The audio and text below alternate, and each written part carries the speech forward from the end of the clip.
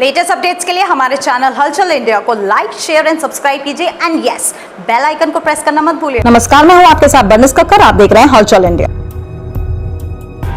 बुलंदशहर के सयाना बीएसपी पश्चिम यूपी प्रभारी शमशुद्दीन राइन पहुंचे और बसपा के कार्यकर्ता सम्मेलन को संबोधित किया। कार्यकर्ता सम्मेलन को संबोधित करने बुलंदशहर के सयाना पहुंचे बसपा के पश्चिमी यूपी प्रभारी शमशुद्दीन राइन ने भाजपा और सपा पर जमकर जुबानी बाण चलाए।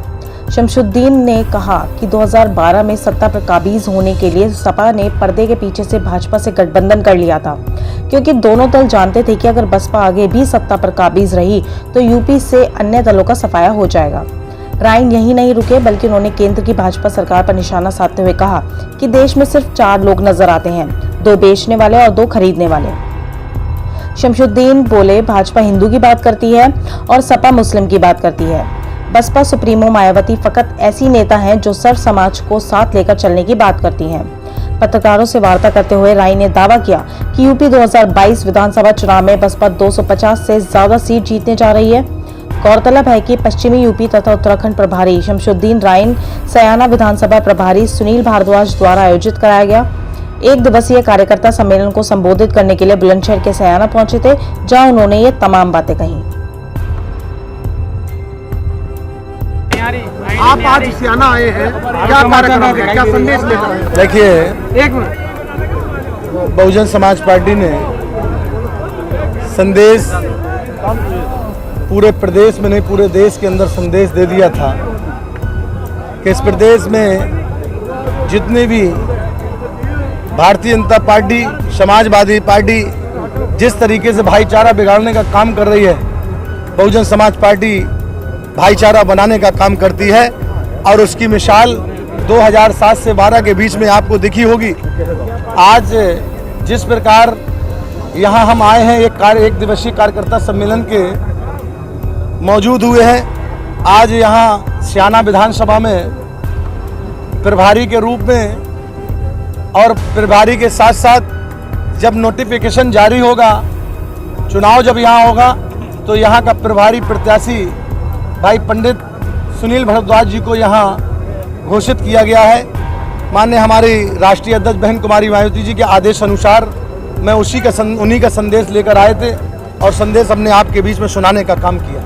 अभी बहुजन समाज पार्टी 2022 में खुद को कहाँ खड़ा देख रही है? बहुजन समाज पार्टी वो रीढ़ है, जैसे आपके शरीर में रीढ़ की हड्डी होती, दिखती नहीं है और काम पूरे शरीर को संभाले रहती है। ऐसे ही बहुजन समाज पार्टी है कि दिखती नहीं है, लेकिन पूरे अपने मिशन और मूवमेंट को, अपने नौजवान को, अपने वर्कर को संभाल के रखती है और हर तरीके से आवाज बुलंद करती है। आपने एक बात कही थी, समाजवादी पार्टी ने किसान, नौजवान, मुसलमान को गुमराह किया, क्या था वो बताइए? देखिए, मैं तो स्पष्ट कह रहा हूँ कि जब 2012 में अखिलेश जी चुनाव रथ यात्रा निकाल के गए, जैसे अभी निकाल रहे हैं रथ यात्रा, पहले उन्होंने कहा था किसानों से कि हम तुम्हारा कर्जा माफ कर देंगे और तुम्हारा लाइट पानी हम फ्री दे देंगे। किसी किसान का कर्जा माफ नहीं किया 2012 से 17 के बीच में, ना ही कर्जा माफ हुआ, ना ही लाइट पानी फ्री दी। दूसरे नंबर पर उन्होंने नौजवानों से कहा था हम बेरोजगारी भत्ता और रोजगार देंगे, किसी नौजवान को रोजगार और बेरोजगारी नहीं दिया। फिर मुसलमानों से कहा था कि हम आपको 18% आरक्षण देंगे। आप बताओ किस मुसलमान को 18%? केवल झूठ बोल के सरकार बनाने का काम फार्मूला समाजवादी पार्टी के युवराज अखिलेश जी ने किया था। आप भी रहे थे, लेकिन आपने किसानों को कितना बढ़ाया? आपको शायद मालूम है किसानों को गन्ने का मूल्य किसने बढ़ाया था? अभी लखीमपुर कांड जो हुआ है, जो विपक्ष की भूमिका देखी गई, बहुजन समाज पार्टी उतनी सक्रिय नहीं दिखाई दी, क्या कहें? देखिए, आपको शायद जानकारी होगी, क्योंकि आप पत्रकार के साथ साथ एक जनता के भी एक चौथा स्तंभ कहलाया जाता है देश का। जब भी कोई बात हुई है सरकार को, प्रदेश की सरकार को और विपक्ष को, कि जिस तरीके से सियासत कर रहे हैं, ये अच्छी बात नहीं। 2022 में कितने आश्वस्त में कितना बताइए? 2022 में 250 सीटें हम लोग बहुजन समाज पार्टी जीत कर आ रही है और फुल फ्लेज की सरकार उत्तर प्रदेश में पांचवी बार उत्तर प्रदेश की बहन कुमारी मायावती जी मुख्यमंत्री बनेंगी 2022 में।